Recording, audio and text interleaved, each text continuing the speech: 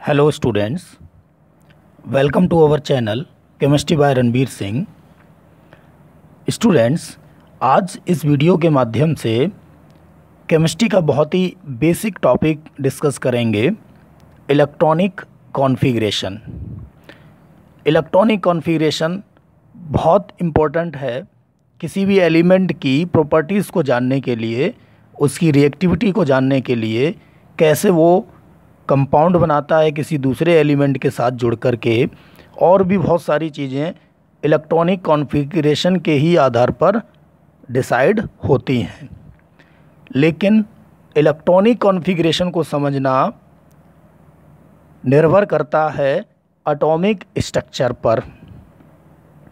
Atomic structures कई scientist ने अलग अलग तरीके से दिए हैं, लेकिन जो सबसे सिंपल एटॉमिक स्ट्रक्चर है वो बोहर ने दिया है, जिसे हम बोहर्स एटॉमिक मॉडल या बोहर एटॉमिक थ्योरी भी कहते हैं।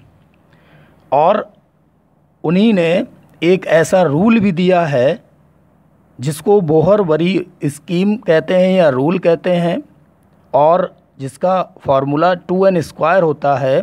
और भी बहुत सारी चीज़ें इस वीडियो में हम समझेंगे एक एक करके सारी चीज़ें। लेकिन सबसे पहले बोहर एटॉमिक मॉडल को समझेंगे। क्योंकि बोहर के एटॉमिक मॉडल में एटम के बारे में जो चीज़ें बताई गई हैं वो आगे के कॉन्सेप्ट्स को समझने के लिए बहुत ज़रूरी हैं। तो आप इस वीडियो को अंत तक ज़रूर देखें। मैं रणबीर सिंह आपको स्टेप वाइज कई चीज़ें बताने जा रहा हूँ। सबसे पहले बात करते हैं बोहर से भी पहले की। जैसे कि आपको पता होगा पिछली क्लासेस के माध्यम से कि एटम को डाल्टन ने इनडिविजिबल माना है, लेकिन बाद में कई साइंटिस्ट जैसे J Thomson, Goldstein, James Chadwick, कई साइंटिस्ट के एक्सपेरिमेंट से ये साबित हो गया कि एटम कोई इंडिविजुअल, मतलब जिसको और छोटा छोटा नहीं किया जा सकता है, ऐसा बिल्कुल नहीं है। मतलब इन सभी साइंटिस्ट के एक्सपेरिमेंट से क्या साबित हो गया कि एटम एक डिविजिबल है। एटम को और भी छोटे छोटे पार्टिकल्स में बांटा जा सकता है। वैसे तो एटम को ही सबसे छोटा माना गया था, लेकिन एटम से भी छोटे पार्टिकल को इसी वजह से क्या कहा जाता है, सब एटॉमिक पार्टिकल्स। सब एटॉमिक पार्टिकल्स जो मौजूद होते हैं किसी एटम में वो मेनली 3 टाइप्स के होते हैं: इलेक्ट्रॉन्स, प्रोटॉन्स एंड न्यूट्रॉन्स। जो सबसे इम्पोर्टेंट डिटेल है इन पार्टिकल्स के बारे में वो इस टेबल में आप देख सकते हैं। सभी का सिंबल, सभी सब एटॉमिक पार्टिकल्स पर मौजूद चार्ज, मास, और उनको किस वैज्ञानिक ने डिस्कवर किया वो पूरी डिटेल यहाँ दी गई है। ये आपको कम से कम इतना याद होना चाहिए। बोहर्स एटॉमिक मॉडल से पहले जो मॉडल था वो रदरफोर्ड साइंटिस्ट ने दिया, और वो मॉडल किसी कारण फेल हो गया। लेकिन उस रदरफोर्ड्स एक्सपेरिमेंट्स, जिसे हम रदरफोर्ड्स स्कैटरिंग एक्सपेरिमेंट कहते हैं, उस एक्सपेरिमेंट की एक बहुत ही सफलता रही है। वो क्या रही है कि रदरफोर्ड ने अपने एक्सपेरिमेंट के द्वारा न्यूक्लियस की डिस्कवरी की। न्यूक्लियस क्या होता है? न्यूक्लियस किसी एटम का सबसे सेंटर पे मौजूद डेंस पॉजिटिवली चार्ज पार्टिकल होता है, जिसमें प्रोटॉन और न्यूट्रॉन होते हैं। रदरफोर्ड का एटॉमिक मॉडल फेल होने की वजह से एक नया मॉडल जो आया, जो रदरफोर्ड या इससे पहले के मॉडल से सबसे ज़्यादा सक्सेसफुल रहा, जो बोहर्स एटॉमिक मॉडल कहा गया। बोहर्स एटॉमिक मॉडल के बारे में देखने जा रहे हैं। बोहर्स एटॉमिक मॉडल को समझने के लिए नेक्स्ट पेज पे पहुंचते हैं। देखिए, इस पेज पर और कुछ आगे वाले पेज में आप देखेंगे कि बोहर्स एटॉमिक मॉडल के कुछ मुख्य बिंदु, मेन पोस्टुलेट्स, जो कि केमिस्ट्री के कुछ बेसिक चीज़ों को समझने के लिए इन पॉइंट्स को याद रखना बहुत ही ज़रूरी है। शुरू करते हैं इस मॉडल को। सबसे पहला पॉइंट आप देख रहे हैं यहाँ पर, an atom consists of dense heavy positively charged central part called nucleus containing protons and neutrons. ये सबसे पहला पॉइंट है जिसमें आप समझ सकते हैं कि किसी भी एटम में जो सबसे सेंट्रल पार्ट होता है हैवी भी होता है, डेंस भी होता है, पॉजिटिवली चार्ज्ड भी होता है, जो न्यूक्लियस कहलाता है, और जिसमें दो प्रकार के पार्टिकल्स होते हैं, न्यूट्रॉन्स एंड प्रोटॉन्स। इसके बाद दूसरे पॉइंट्स में देखें, the electrons are revolving around the nucleus in fixed circular path called orbits और एनर्जी लेवल्स, और they are also known as shells. Means इस dense heavily positively charged particles के चारों तरफ सर्कुलर पाथ होते हैं, गोलाकार, और वो अपनी जगह पे फिक्स रहते हैं, जिसमें इलेक्ट्रॉन घूमते हैं फिक्स्ड एनर्जी के साथ, जिनको हम ऑर्बिट्स या फिर शेल या फिर एनर्जी लेवल्स कहते हैं।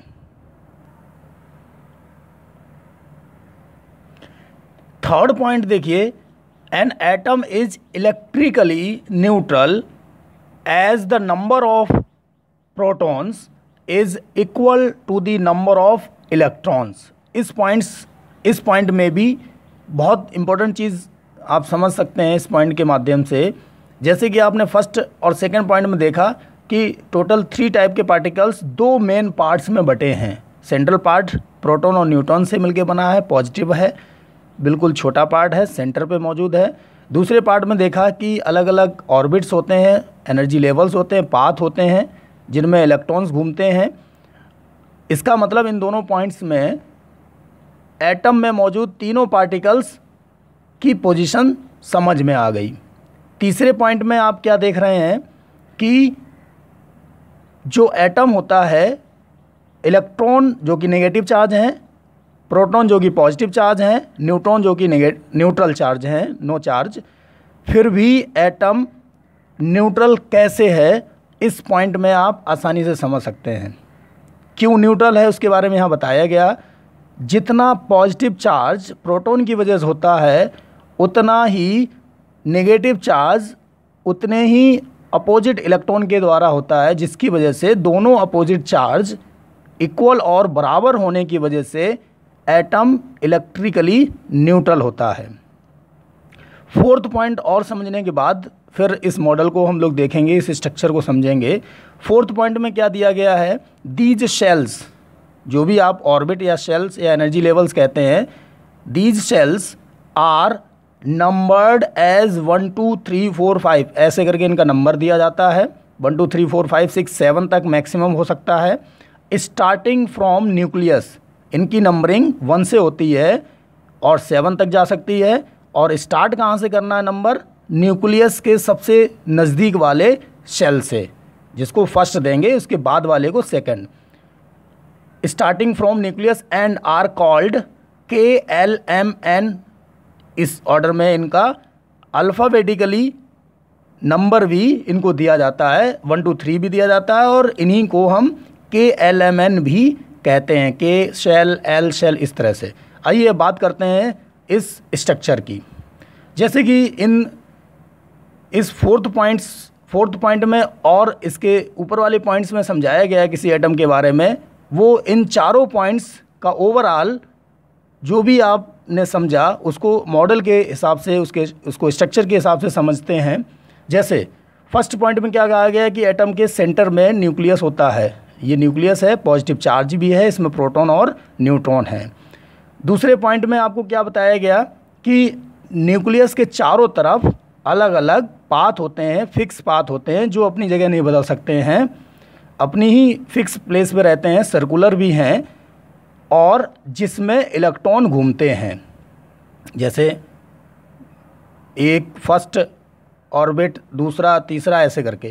थर्ड पॉइंट में आपने देखा कि एटम इलेक्ट्रिकली न्यूट्रल होता है। उसके पीछे भी कारण समझ में आ गया होगा कि जितने भी प्रोटॉन्स होते हैं और उन प्रोटॉन्स की वजह से जितना भी पॉजिटिव चार्ज होता है उतने ही इलेक्ट्रॉन होते हैं, और हर इलेक्ट्रॉन पर अपोजिट चार्ज प्रोटॉन के होता है जो कि नेगेटिव कहलाता है।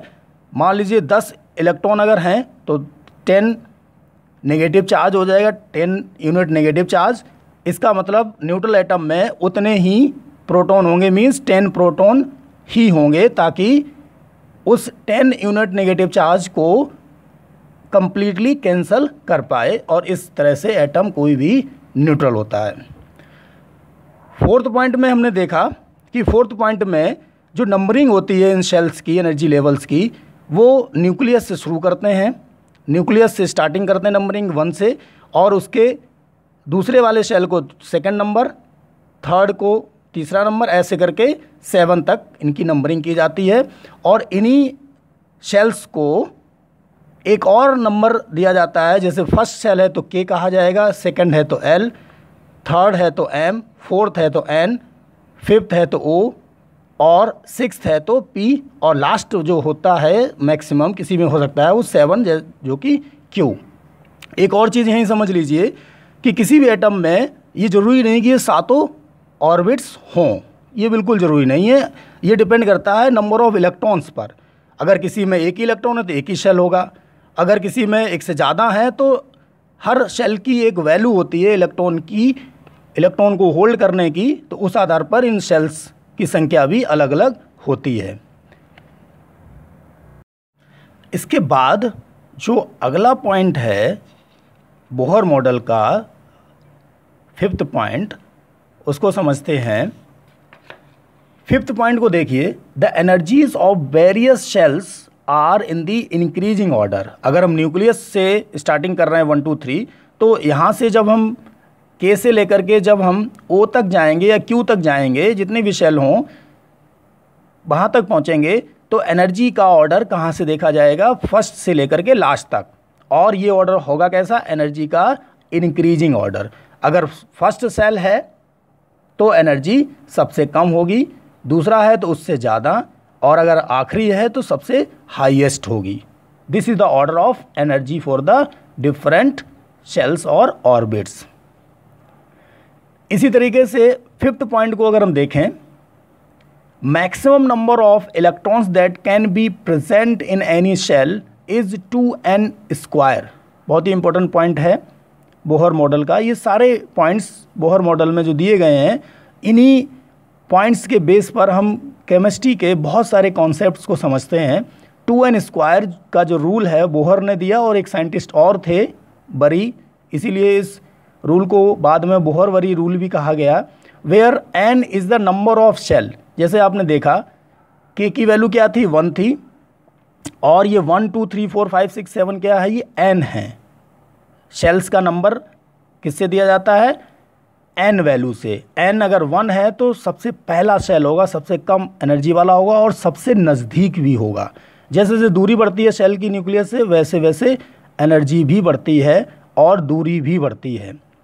तो अगर n की वैल्यू 1 है तो k होगा, सबसे नज़दीक होगा। n की वैल्यू अगर 2 है तो सेकंड होगा। ऐसे करके हम उनकी नंबरिंग करते हैं। इस 2n² रूल से हम एक बहुत इंपॉर्टेंट चीज़ पता कर सकते हैं जो इलेक्ट्रॉनिक कॉन्फ़िगरेशन के लिए बहुत ज़रूरी है। वो ये है कि अलग अलग शेल में कितने इलेक्ट्रॉन हो सकते हैं। हर शेल में एक फिक्स संख्या इलेक्ट्रॉन की रह सकती है, और उस वैल्यू को हम 2n² फॉर्मूले से निकाल सकते हैं। कैसे निकाल सकते हैं, आप इन एग्जांपल्स को देख करके आसानी से समझ सकते हैं। मान लीजिए k शेल है, k शेल का मतलब n की वैल्यू उसके लिए 1 है, और जब आप 2n² में जब ये वैल्यू रखेंगे तो n की जगह 1 रखेंगे और 2 इंटू करेंगे और इसका स्क्वायर भी करेंगे, तो आपको टोटल वैल्यू 2 मिलेगी। और ये 2 है क्या, ये इलेक्ट्रॉन की मैक्सिमम संख्या है किसी भी शेल में भरने की। इससे कम हो सकते हैं, इससे ज़्यादा कभी नहीं होते हैं। तो फर्स्ट शेल में जो सबसे ज़्यादा इलेक्ट्रॉन जा सकते हैं वो जा सकते हैं 2।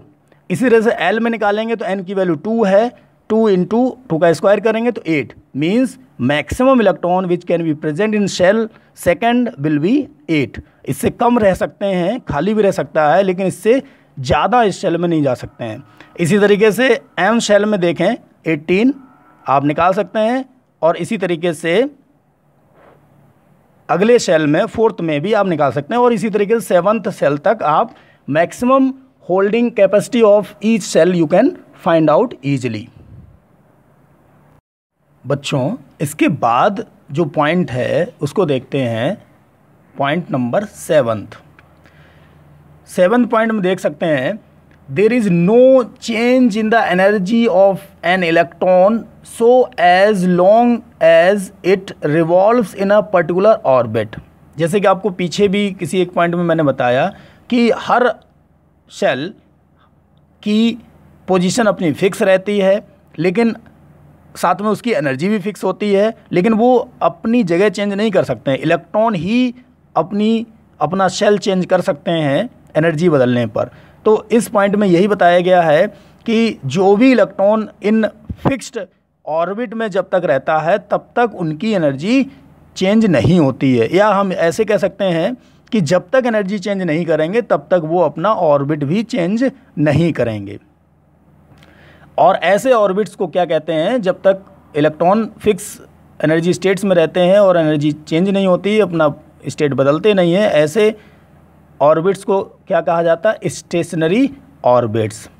इसके बाद 8th पॉइंट देखें। 8th पॉइंट को सब पॉइंट्स में बांटा गया 2 में। Whenever an electron jumps from high energy orbit to the low energy orbit it releases energy. पहले इसी 8th के फर्स्ट पॉइंट को समझते हैं। जैसे ऊपर बताया गया है कि अगर इलेक्ट्रॉन अपना ऑर्बिट चेंज नहीं करता या अपनी एनर्जी चेंज नहीं करता तब तक वो अपनी फिक्स स्टेट में ही रहेगा। फिर चेंज कैसे होगा, कब होगा, उसको समझते हैं इस 8th पॉइंट के माध्यम से। अगर इलेक्ट्रॉन अपनी किसी स्टेट से, मान लीजिए इलेक्ट्रॉन यहाँ है, मान लीजिए फर्स्ट शेल ये है, सेकंड में है, और इस शेल से इलेक्ट्रॉन अगर अंदर की तरफ आता है तो वो इलेक्ट्रॉन तभी आ सकता है जब वो अपनी एनर्जी कम करे। कम कब कर पाएगा, जब एनर्जी वो लूज़ करे। और ऐसा होता क्यों है, अंदर वाले शेल में जाने पर एनर्जी लूज़ क्यों होती है वो भी समझ लें। जैसे पीछे किसी एक पॉइंट में बताया है कि जैसे जैसे दूरी बढ़ती है एनर्जी भी इलेक्ट्रॉन की बढ़ती है। तो इसका मतलब, और जो भी इलेक्ट्रॉन इन शेल्स में मौजूद है वो उसी शेल में रह सकता है जिस शेल के बराबर उनकी एनर्जी है। मान लीजिए अगर इलेक्ट्रॉन इस सेकंड शेल में है तो इसका मतलब उसकी एनर्जी भी इस सेकंड शेल के बराबर है, और किसी वजह से उसकी एनर्जी कम हो जाती है तो अब वो इस शेल में नहीं रह सकता है, इसका मतलब वो कम एनर्जी वाले शेल में जाएगा। तो ये एक रीज़न है। फर्स्ट पॉइंट आपको समझ में आ गया होगा 8th का। दूसरे पॉइंट में देखें, whenever an electron jumps from lower energy orbit to higher energy orbit it gains energy. जैसे कि फर्स्ट शेल की सबसे कम एनर्जी है, सेकंड शेल की उससे ज़्यादा, थर्ड की और ज़्यादा, ऐसे करके। तो सेकंड शेल में है, इसका मतलब उसकी एनर्जी फर्स्ट से ज़्यादा है और थर्ड से कम है। अगर थर्ड में जाना है तो उसे एनर्जी लेनी पड़ेगी। क्यों? क्योंकि हर ऑर्बिट की एक एनर्जी फिक्स है, और उतनी ही इलेक्ट्रॉन एनर्जी जब तक नहीं गेन कर लेता तब तक वो उस ऑर्बिट में नहीं घूम सकता है। और ये जो भी एनर्जी चेंज है, मान लीजिए सेकंड इलेक्ट्रॉन 2 तरीके से अपनी एनर्जी चेंज कर सकता है, या तो एनर्जी गेन करे, बढ़ा ले और अगले शेल में चला जाए, या वो एनर्जी अपनी कम कर ले और लोअर एनर्जी में चला जाए।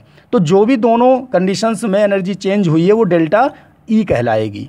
फर्स्ट स्टेट मान लीजिए सेकेंड शेल है तो E1 कह दिया उसकी एनर्जी को, और उससे उसने जो भी एनर्जी चेंज की और चेंज करके मान लीजिए फर्स्ट शेल में आ गया सेकंड से, तो उसकी फाइनल एनर्जी E2 हो जाएगी, या थर्ड में चला गया तो भी उसकी फाइनल एनर्जी E2 हो जाएगी, और ये जो डिफरेंस निकलेगा वो डेल्टा ई कहलाएगा। 9th पॉइंट को और समझ लें, उसके बाद और भी बहुत सारी एप्लीकेशंस हैं इस बोहर मॉडल की जो केमिकल रिएक्शंस और कई टाइप की एलिमेंट्स की प्रॉपर्टीज़ को समझने के लिए ज़रूरी है।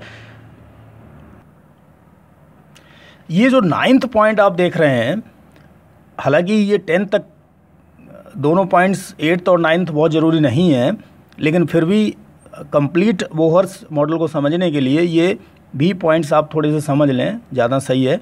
Only those orbits are permitted whose angular momentum का मतलब होता है MVR, जिसका एंगुलर मोमेंटम, जैसे सर्कुलर पाथ का एंगुलर मोमेंटम जो निकलेगा MVR होगा, और MVR जिन ऑर्बिट का n इंटू h/2π होगा।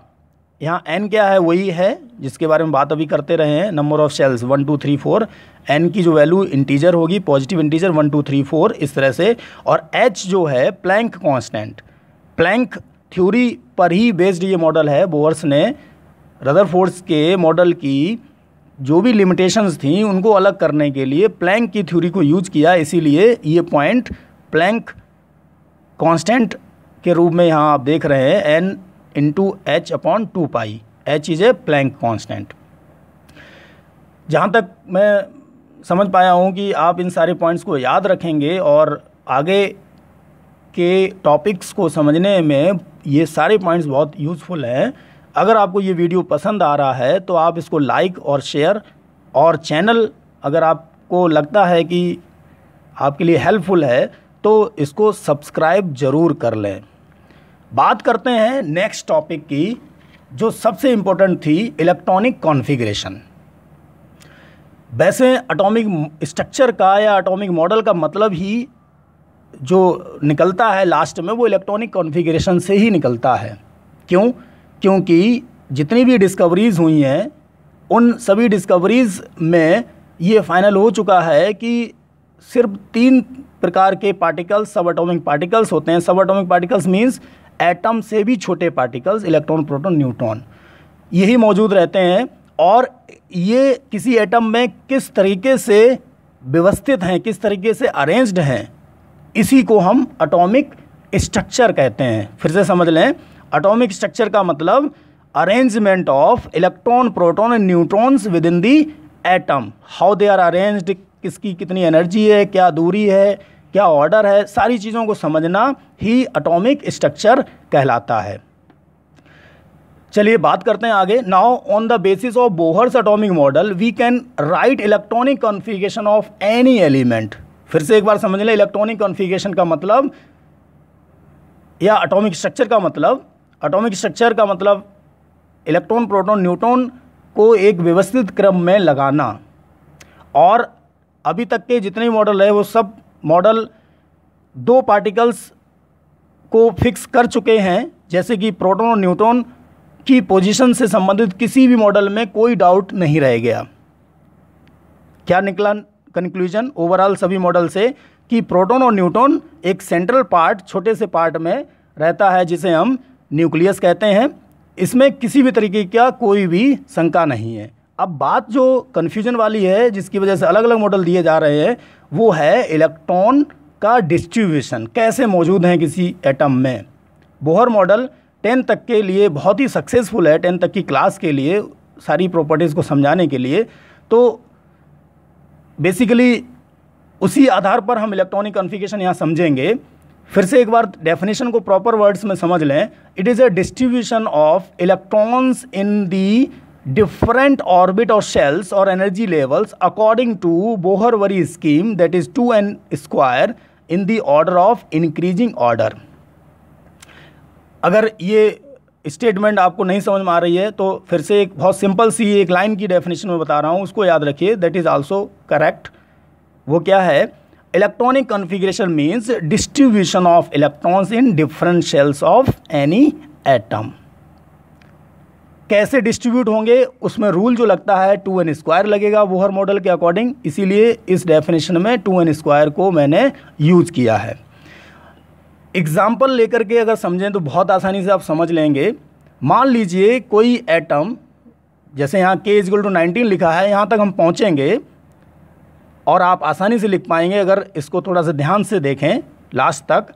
मान लीजिए किसी एटम में इलेक्ट्रॉन 1 है और जो बोहर-वरी स्कीम के अकॉर्डिंग 2n स्क्वायर से जो रूल में जो निकला वो क्या निकला? सबसे पहले हम इलेक्ट्रॉन भरेंगे कैसे? एनर्जी के इंक्रीजिंग ऑर्डर में। सबसे कम एनर्जी वाला ऑर्बिट पहले भरा जाएगा। और जब वो भर चुका होगा और फिर भी इलेक्ट्रॉन बचे होंगे किसी एटम में, तो अगले शेल में इलेक्ट्रॉन जाएगा। मान लीजिए किसी एटम में इलेक्ट्रॉन 1 है, जैसे कि हाइड्रोजन में 1 होता है, तो हाइड्रोजन का स्ट्रक्चर क्या होगा, इतना बड़ा नहीं होगा। उसको शो करने के लिए इतने सारे सर्कल नहीं बने होंगे। क्यों? क्योंकि अलग अलग एटम में सर्कल की संख्या अलग अलग होगी। वो किस पर निर्भर करेगी? इलेक्ट्रॉन की संख्या पर। अगर किसी एटम में एक ही इलेक्ट्रॉन है तो there is only 1 nucleus and 1 shell. और 2n² से जो वैल्यू निकलती है फर्स्ट शेल की मैक्सिमम, वो 2 निकलती है। और हाइड्रोजन में एक ही इलेक्ट्रॉन है तो यहाँ हम 1 लिख देंगे। इसका मतलब ये अभी भी फुल नहीं हुआ है 2n² रूल के अकॉर्डिंग। तो अगर हम दूसरे किसी एटम को लेते हैं, जैसे हमने हीलियम ले लिया, हीलियम में इलेक्ट्रॉन कितने हैं? 2 हैं। इलेक्ट्रॉन 2 हैं, जिसकी वजह से जब हम इसका इलेक्ट्रॉनिक कॉन्फ़िगरेशन लिखेंगे तो इसमें भी वही रूल है। इसका मतलब एक इलेक्ट्रॉन हमने मान लीजिए यहाँ भर दिया, ई से हम शो कर रहे हैं पर इलेक्ट्रॉन, और हीलियम में 2 है तो हमने 2 बार ई लिख दिया। या हम डॉट से भी इसको शो कर सकते हैं या क्रॉस से भी कर सकते हैं, जैसा अच्छा लगे। तो 2 इलेक्ट्रॉन है तो it means the helium electronic configuration या atomic structure of helium is simply written as. मैं एक अलग से दिखा दे रहे हैं ताकि आप आसानी से समझ पाएँ। जैसे ये न्यूक्लियस हम शो कर रहे हैं और हीलियम में 2 इलेक्ट्रॉन होते हैं, तो हमने यहाँ पर क्या कर दिया? डॉट 2 लगा दिए। ये एटॉमिक स्ट्रक्चर है हीलियम का। कोई दिक्कत नहीं, बहुत आसान है, आप समझ गए होंगे। इसके बाद मान लीजिए किसी एटम में अगर 3 इलेक्ट्रॉन हैं, तो अब भरे इलेक्ट्रॉन कहाँ से जाएंगे? अंदर के शेल से ही भरे जाएंगे। जब तक फिल नहीं हो जाएगा तब तक आगे नहीं भरेंगे। जैसे हीलियम के बाद लिथियम में इलेक्ट्रॉन कितने हैं? 3 हैं। तो 3 हैं, इसका मतलब हीलियम तक तो वैसा ही रहेगा और तीसरा शेल एक और जुड़ जाएगा। जैसे हीलियम तक का बनाना है तो बाकी शेल नहीं बनाएंगे, जहाँ तक इलेक्ट्रॉन है वहीं तक के शेल सिर्फ एटम के स्ट्रक्चर में बनाए जाते हैं। लिथियम में 3 इलेक्ट्रॉन्स हैं तो फर्स्ट इलेक्ट्रॉन यहीं भरेगा, सेकंड भी फर्स्ट शेल में ही भरेगा और तीसरा जाएगा सेकंड शेल में। I think there is no doubt, समझ गए होंगे। लिथियम का बेरिलियम का अगर भरना है, बेरिलियम का बनाना है, तो 4 इलेक्ट्रॉन है, 2 तो यहाँ फर्स्ट में भरे जाएंगे, कंप्लीट हो चुका है, तीसरा इसमें जा नहीं सकता है। तो इसका मतलब इलेक्ट्रॉन तीसरा कहाँ जाएगा? सेकंड शेल में। और बेरिलियम में 4 है तो 4th इलेक्ट्रॉन भी इसी में जाएगा। और आपको पता है 2n² से कितने इलेक्ट्रॉन निकलते हैं? 8। तो इसका मतलब इसमें अभी 6 और इलेक्ट्रॉन जाएंगे, 6 और जाएंगे। तो हम बोरोन का भी यहीं पर इसी में लिख देते हैं। बोरोन का क्या हो जाएगा? 2 फर्स्ट शेल में और 3 सेकेंड शेल में। बोरोन के बाद कार्बन का क्या हो जाएगा? 2 फर्स्ट शेल में रहेंगे और 4 सेकेंड शेल में। इसके बाद कार्बन के बाद नाइट्रोजन में 5 हो जाएंगे यहाँ, और नाइट्रोजन के बाद ऑक्सीजन में यहाँ 6 हो जाएंगे। इसके बाद ऑक्सीजन के बाद फ्लोरीन में यहाँ 7 हो जाएंगे सेकेंड शेल में। और एक एक ऐसे बढ़ाते जाइए, एक इलेक्ट्रॉन बढ़ता जाए, समझो एक एक बढ़ाते जाइए। इसके बाद नियोन में कितने हो जाएंगे? 10, 2 अंदर वाले शेल में और 8 बाहर। तो इस तरह से आप 2n² से समझ सकते हैं कि फर्स्ट शेल में 2 इलेक्ट्रॉन जा सकते थे, भर चुका है पहले से ही। आगे के इलेक्ट्रॉन जो भी बढ़ रहे हैं वो सेकेंड शेल में जाएंगे और सेकेंड शेल में मैक्सिमम 2n² से कितने निकल रहे हैं? 8। तो अब नियोन का एटॉमिक स्ट्रक्चर क्या हो जाएगा? फर्स्ट शेल में 2 और सेकेंड शेल में 8। समझ में आ चुका होगा। इसी तरीके से अगर हम आगे का कोई स्ट्रक्चर बनाए, मान लीजिए हमने सोडियम ले लिया। सोडियम में कितने इलेक्ट्रॉन हैं? 11। तो यहाँ तक तो कॉमन वही रहेगा। इसके बाद एक और शेल इसमें जुड़ जाएगा, मैं इसी में शो कर रहा हूँ। एक और शेल यहाँ बढ़ जाएगा और 10 तक तो यहाँ हो गए और 11 यहाँ जाएगा। इसी तरीके से आपको 10 तक अगर आप हैं तो 20 तक आपको अच्छे से याद कर लेना है। चलिए, अब वीडियो बहुत लंबा हो रहा है इसलिए सीधे 19 की बात करते हैं। 19 में क्या हो जाएगा? अब 19 को भरने के लिए 19 में 4 होंगे। कैसे 4 होंगे? देखिए, 2 तो इसमें चले जाएंगे इलेक्ट्रॉन और 8 इसमें जाएंगे 4, 5, 6, 7 और 1 8। हमें भरने कितने हैं? टोटल इलेक्ट्रॉन 19, 10 हो गए। इसका मतलब बाकी के 9 अभी भी बचे हैं। 9 को भरने के लिए हम पहले 8 इसमें भरेंगे। 1 2 3 4 5 6 7 एंड 8। 8 हमने यहाँ भर दिए। अब आप चाहें तो ये पूछ सकते हैं कि इसमें तो 18 जाने चाहिए थे 2n² से। तो मैं आपको बता दूं बहुत इंपॉर्टेंट चीज़ वो ये कि 20 तक के इलेक्ट्रॉनिक कन्फिगरेशन को जब हम लिखते हैं तब क्या एक रूल रहता है, पहले फर्स्ट पूरा भर जाएगा, सेकंड भी पूरा भर जाएगा, थर्ड में शुरुआत में इलेक्ट्रॉन 8 ही जाएंगे और बचे हुए 2 इलेक्ट्रॉन किस में जाएंगे, अगर बढ़ते हैं तो 4th शेल में जाएंगे। जैसे कि पोटेशियम में 1 इलेक्ट्रॉन बचा है तो 9 इसमें नहीं होंगे, इसमें 8 पर ही रुक जाएगा फॉर अ वाइल, कुछ समय के लिए। 2 इलेक्ट्रॉन बाहर वाले शेल में भरे जाएंगे। मान लीजिए अभी 19 भरने हैं तो 1 इसमें चला गया, तो 19 का इलेक्ट्रॉनिक कन्फिगरेशन क्या हो जाएगा, 2 8 8 1। समझ लीजिए ध्यान से, बहुत इंपॉर्टेंट मैं बता रहा हूँ। इसके बाद जैसे अगर 20 की बात करें, 20 एटॉमिक नंबर किसी का है जैसे कैल्शियम का है तो एक और इलेक्ट्रॉन यहाँ भर जाएगा, ये हो जाएगा कैल्शियम का इलेक्ट्रॉनिक कॉन्फ़िगरेशन। चलिए, ये पूरा स्ट्रक्चर आपको समझाने के लिए बताया है कि किस शेल में कैसे इलेक्ट्रॉन भरे जाते हैं, लेकिन इसको इलेक्ट्रॉनिक कॉन्फ़िगरेशन को हर बार इस स्ट्रक्चर के फॉर्म में नहीं शो किया जाता। ये ऑर्बिटल डायग्राम है, ऑर्बिट के फॉर्म में, ये लेंदी प्रोसेस है, लेकिन हम इसको शॉर्ट में शो कर सकते हैं। जैसे अभी बात कर रहे थे कैल्शियम की, 20 है तो कैसे लिखेंगे, 2 8 8 2। तो स्टूडेंट्स, आपने इतना यहाँ तक समझ लिया होगा, फिर से थोड़ा सा समझ लें। स्ट्रक्चर के फॉर्म में जब हम सेल्स में अलग अलग इलेक्ट्रॉन भरते हैं तो उसका पूरा प्रोसेस समझ लिया है, लेकिन हम इसको पूरे इतने बार बार इन सर्कल्स को, न्यूक्लियस को बना करके अगर नहीं पूछा जाता कोई क्वेश्चन इस टाइप से, सिर्फ इलेक्ट्रॉनिक कॉन्फ़िगरेशन पूछा जाता है, तो no need to write this structure, only you can write in this वे।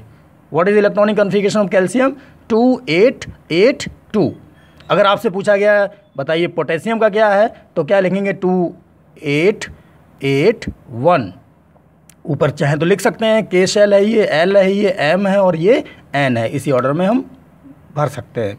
मान लीजिए हमसे कहा गया है कि right the electronic configuration of sodium. Sodium का क्या है, Na11 एटॉमिक नंबर है, इस तरह से इसको लिखते हैं, अभी आगे देखेंगे कैसे रिप्रेजेंट करते हैं किसी एलिमेंट को।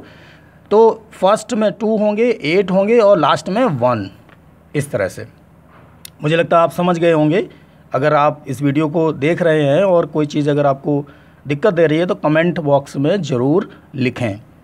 अगर आपको वीडियो पसंद आ रहा है तो लाइक करें, शेयर करें, और चैनल पर इस टाइप की वीडियो चाहने के लिए आपको चैनल को सब्सक्राइब कर लेना है, ताकि इन छुट्टियों में मैं कोशिश करूंगा कि ज़्यादा से ज़्यादा वीडियो अपलोड कर पाऊँ। आगे आते हैं अगले टॉपिक पर। कुछ और चीज़ें जो इम्पोर्टेंट हैं, जैसे कि एटॉमिक मास। हालांकि इसको थोड़ा शॉर्ट में समझेंगे क्योंकि वीडियो बहुत लंबा हो गया है। एटॉमिक मास क्या होता है, sum of the masses of all atoms, all protons and neutrons, sum of the masses of all protons and neutrons is known as atomic mass. इसको शो कैसे करते हैं, कैपिटल ए से शो करते हैं। और किसी भी एटम में 3 टाइप्स के पार्टिकल्स होते हैं, इलेक्ट्रॉन, प्रोटॉन और न्यूट्रॉन।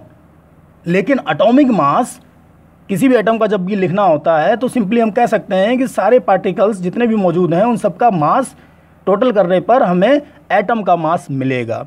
लेकिन इलेक्ट्रॉन का मास ना के बराबर होता है, नेग्लिजिबल होता है। It is useless to add mass of electron in the calculation of atomic mass. तो इसी वजह से बहुत इंपॉर्टेंट चीज़ है, थर्ड पार्टिकल को यहाँ ऐड नहीं करेंगे। क्या करेंगे, एटॉमिक मास को निकालने के लिए जितने भी प्रोटॉन हैं, टोटल नंबर ऑफ प्रोटॉन्स वो, और plus total number of neutron, इन दोनों को ऐड करने पर जो भी मास मिलेगा वो एटॉमिक मास होगा। एक और यहाँ पर हेडिंग आप देख रहे हैं, एटॉमिक नंबर। एटॉमिक नंबर को कैपिटल जेड से रिप्रेजेंट करते हैं। बहुत ही इंपॉर्टेंट ये चीज़ है एटॉमिक नंबर। क्यों? क्योंकि एटॉमिक नंबर अगर हमें पता है तो हमें एलिमेंट का नेम भी पता चल जाएगा, उसके इलेक्ट्रॉन भी पता चल जाएंगे, वैलेंसी भी पता चल जाएगा। So many things you can easily find out if you are knowing atomic number that is represented by capital Z. तो यहाँ पर हम पी की जगह पर जेड भी लिख सकते हैं, अभी समझ रहे हैं इसको। Number of protons in any atom is known as atomic number. Atomic number क्या है? Actually it is a number of proton. जितने प्रोटॉन होंगे उतना ही एटॉमिक नंबर होता है। और जितने हैं, बहुत इंपॉर्टेंट चीज़ यहाँ पर देखिए, जितने प्रोटॉन होते हैं उतने ही इलेक्ट्रॉन होते हैं। क्यों? क्योंकि बोहर के एक पोस्टुलेट्स में, एक पॉइंट में आपने देखा कि एटम एक न्यूट्रल होता है, तो जितने भी पॉजिटिव चार्ज के पार्टिकल्स होंगे उतने ही नेगेटिव चार्ज के पार्टिकल्स होंगे। इस वजह से हम कह सकते हैं कि number of protons are equal to number of electrons. एक और चीज़ यहाँ देखिए, किसी भी एटम को हम एक, मान लीजिए हमने सोडियम लिखा तो Na लिख दिया, कैल्शियम लिखा तो Ca लिख दिया। इन जनरल अगर हमें किसी एटम को रिप्रेजेंट करना है तो हम X कह देते हैं उसको, और उसकी डिटेल में क्या क्या है बहुत ज़रूरी, mass number, atomic number, electronic configuration, बहुत सारी चीज़ें हैं। तो हमने X मान लिया कोई जनरल एलिमेंट, और उसके दो पार्ट होते हैं। जैसे आप देखिए सब सुपर स्क्रिप्ट यहाँ दो हैं, एक लेफ़्ट साइड में एक राइट साइड में। और जो मास होता है रिप्रेजेंट करने के लिए, वो चाहे तो आप लेफ़्ट में लिख दें सुपर स्क्रिप्ट में, और चाहे राइट में लिख दें, और मास है क्या, A। इसी तरीके से जो बेस, जो हाफ से नीचे वाले पार्ट हैं लोअर सबस्क्रिप्ट, उसमें लेफ़्ट भी है राइट भी है, और इसको यहाँ क्या लिखा जाता है, यहाँ Z लिखा जाता है। समझ में आ गया होगा कि किसी भी एटम को शॉर्ट में इन जनरल अगर रिप्रेजेंट करें तो कैसे लिखा जाएगा, XAZ। एक एग्जांपल समझते हैं, मान लीजिए हमने सोडियम लिया, Na हो गया तो X यहाँ पर क्या हो गया, सोडियम, और A इसका होता है 23, एटॉमिक मास इसका कितना है 23, और एटॉमिक नंबर कितना 11, ऐसे लिख सकते हैं। इसको हम ऐसे भी लिख सकते हैं, हमने मान लीजिए ये इधर लिखा, ये इधर लिखा, ऐसे हम एक और तरीके से लिख सकते हैं। किसी भी तरीके से आपको परेशान होने की ज़रूरत नहीं, 23, 11। हम इसको और भी तरीके से लिख सकते हैं, 23 यहाँ रखा, 11 यहाँ रखा, नो प्रॉब्लम। सिर्फ ये ध्यान रखना है कि सब स्क्रिप्ट और सुपर स्क्रिप्ट में जो चीज़ें लिखी जाती हैं वही लिखनी है, आपको लेफ़्ट राइट पर बहुत ज़्यादा परेशान होने की ज़रूरत नहीं है। इस तरह से जो चीज़ें हम लोगों ने इस वीडियो में समझी, बहुत ही इम्पोर्टेंट चीज़ें समझी हैं। आपको क्या करना है कि इस वीडियो के माध्यम से इलेक्ट्रॉनिक कॉन्फ़िगरेशन समझ लेने के बाद जो आगे के टॉपिक्स हैं, जो इन टॉपिक्स पे बेस्ड हैं, उनके बारे में हम लोग समझेंगे आगे आने वाली वीडियोस में। इलेक्ट्रॉनिक कॉन्फ़िगरेशन सबसे मेन पार्ट है प्रॉपर्टीज़ को समझाने के लिए और भी बहुत सारी चीज़ों को समझने के लिए। आपने अगर इस वीडियो को पूरा देखा, आपको पसंद आया तो लाइक करिए, सब्सक्राइब करिए, और पूरे वीडियो को देखने के लिए थैंक यू। आप देख रहे थे channel chemistry by Ranbir Singh. Thank you.